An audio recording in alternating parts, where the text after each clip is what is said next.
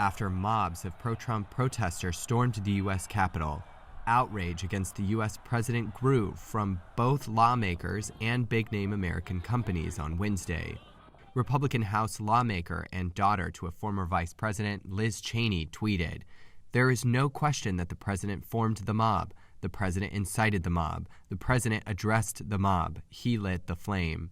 In a statement, former Republican President George W. Bush called the events in the U.S. Capitol an insurrection and blamed political leaders for undermining democracy since the November election.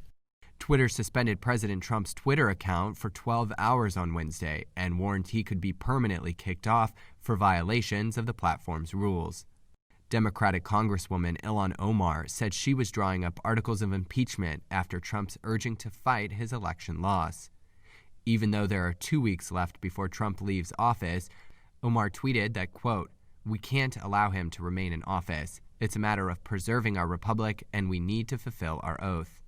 Meanwhile, the head of a major business group that represents thousands of companies, from Pfizer to ExxonMobil, urged top U.S. officials to consider removing Trump from office.